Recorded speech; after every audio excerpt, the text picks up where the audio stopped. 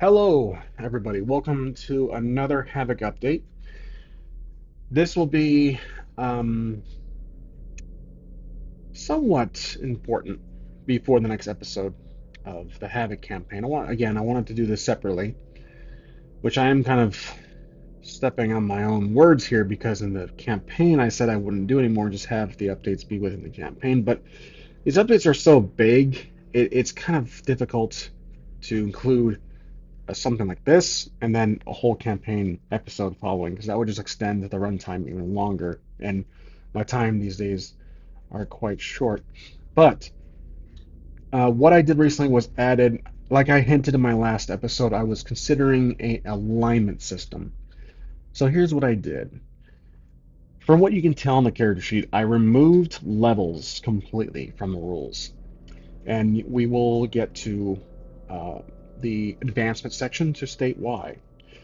Focus is now in place for profession, and path is what essentially alignment is. So those have changed.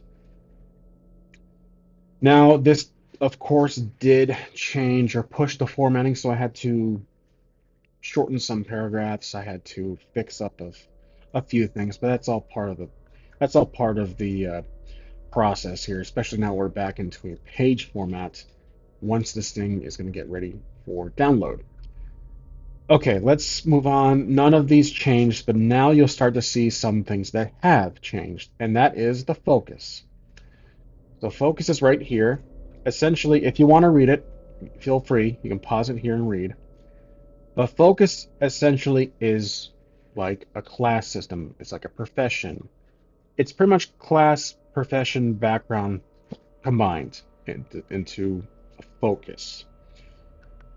So the character, you can choose these five, rolling a d10. You can do Guardian, Seeker, Technician, Adept, or Agent. These are universal for the four common systems, settings that my game is tailored for. Fantasy, cyberpunk, sci-fi, post-apocalyptic. I have descriptions of each focus right here, and then each focus actually gives you a starting bonus on your core before we even get to setting your cores. And as you can see, each focus has two or one with two. They're, I set them up to what I think covers each focus appropriately. Like a guardian, as it says in the description, is a protector and combat specialist. So I thought hardy plus valor, because again, protector would require valor. Combat specialist would have a much stronger physical form. Seeker has +1 agility, +1 optics because of their explorer and information gatherer. Technician is an expert in gear technology, so I thought this one was a tough one. Optics somewhat fits in that category, and then craft. I was going to do +2 craft, but then I thought craft is a very vague term for anything that has to do with mental acumen. So adept is pretty much +2 craft. Adept is going to be pretty much your wizard, your magic users, your very wise characters, whichever the world setting is. Agent, the final one, is the. I'm sorry, Adept was the master of extraordinary abilities, again, magic users. And Agent is your negotiator and stealth operative. So you can see this as a rogue. +1 agility, +1 valor. Next is Path. They're about the same size each section that it added to push everything down the rules. Path is alignment for anyone who plays OSR.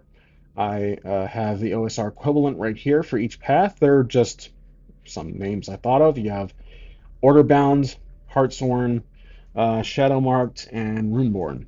Each one goes from lawful good to chaotic evil. So Orderbound is lawful good, Heartsworn is neutral good, Shadowmarked is neutral evil, Runeborn is chaotic evil. These are just narrative flares. They are supposed to help you in decision making. Like I was struggling in the last episode to make choices and decisions based on what my character who looks like Carl Urban would do.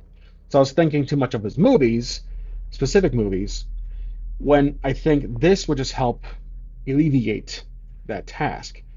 So I'm thinking for a character, I still have the character sheet from the prior revision, so I have to update this and obviously fill it in the new printout, but that'll be incredibly simple. Um, as a nomad fighter, and so far how Wolf has been acting, I'd say he's probably neutral good, borderline shadow marked, not evil, but I'd say more so neutral good. So NG or Heartsworn.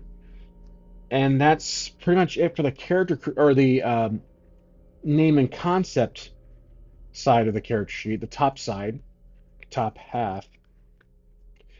Everything else is about the same. I'm trying to keep my formatting consistent based on moments like this when I have to make the first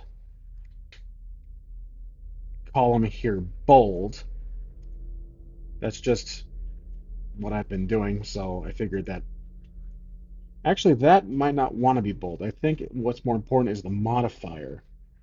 So I will bold that instead. That's better. Okay.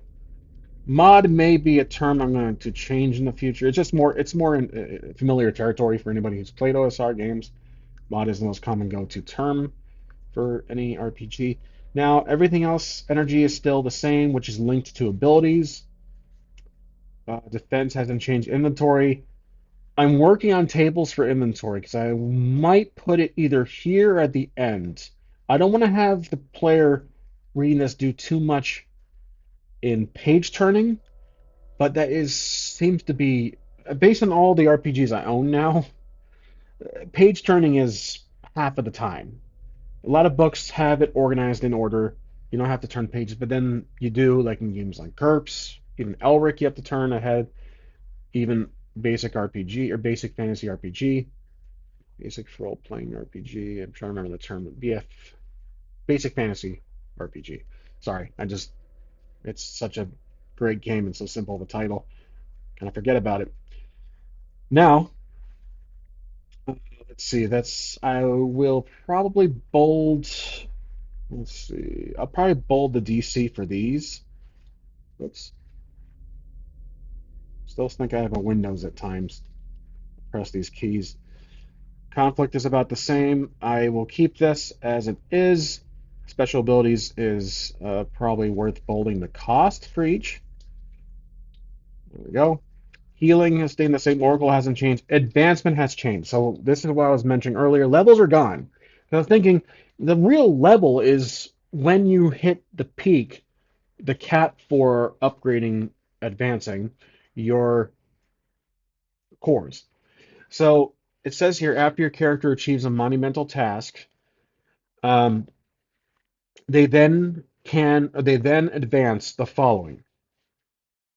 All these three, obviously, one plus to any desired core, one D4 increase to EP, D6 increase to your HP, and then when to advance. Advancement typically occurs when your character achieves something absolutely monumental. HAVOC does not track or use traditional experience, so it's crucial for them to advance at the most appropriate time. Don't give out advancements after every single quest when it feels like your character just fought for their life or survived at the most perilous of life-altering experiences. Which makes sense. You don't want them to advance their strength after every step taken. They would become a god the moment they get down the street and turn the left corner. Then there's core limit. This is more defining change in the advancement arena here. Not a single core can advance more than 5. That's in bold. I want that to be known. Once all cores are maximum 5, your character becomes a legend. At this point, you must retire the character and create a new one. Your legend can become your legend could become an extra if you continue playing within the same world setting. So they can still have relevance, and technically you can still control them since this is solo play. As the guide, you can use your prior character, who is now a legend or a demigod or whatever theme you're playing in, and have them swoop in or be part of the club, or they're just a background character or a quest giver. However you want to intertwine them into the story, they become a beacon, a stepping stone for a character. They become Barris for Goku. So, this almighty, powerful god destroyer is what Goku's trying to achieve to get to.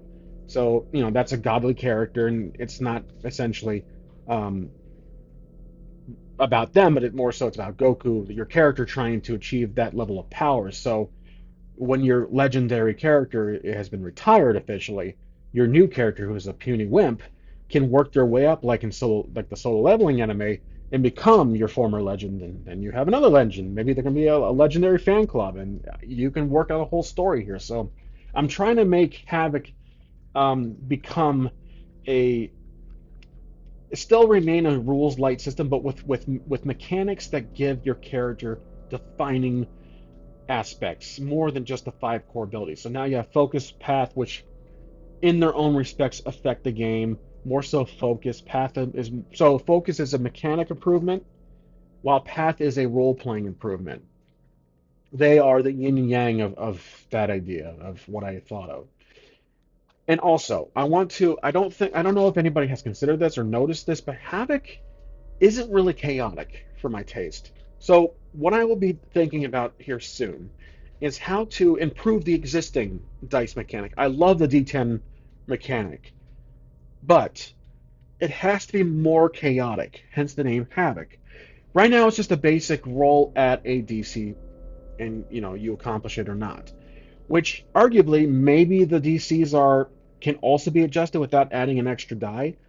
You just roll at these four difficulties. Maybe I can add more. So difficulty of, let's say, extremely or impossible can be 14. I can try that perhaps. But these four are basic enough, and I'm assuming any player. I can put a note here. Feel free to move or adjust these values as you see fit based on the moment at hand. So what I was thinking was replacing the DC with a competing die, an opposing roll, every single time, and the opposing roll would change size. So D4 or 6 would be easy, a D8 would be normal, a D10 would be hard, a D12 would be difficult, very hard. That's what I was thinking about, but let me know what you guys think about that. Because right now it's just that set fixed number, it's one less die to roll, but in some respects, rolling more dice is fun. And that's really it for this video. I hope it makes sense. Again, for the next video, just take note. I'm going to have a focus path, and levels are gone. But it didn't matter because again, my character was already level 1, and we know we'll give him the focus of a fighter, or I guess I would have to choose Guardian in this respect to remain in my own realm of logic here. Would be make the most sense because he has a +2 in Hardy and Valor. Now, question is, do I adjust the existing scores? I probably would have to. So he'll be +3 Hardy, +2 Valor, compared to the +2 +1. And also he has a +1 in optics, which is, again, those are all based on the rolls. So the rolls can't push you.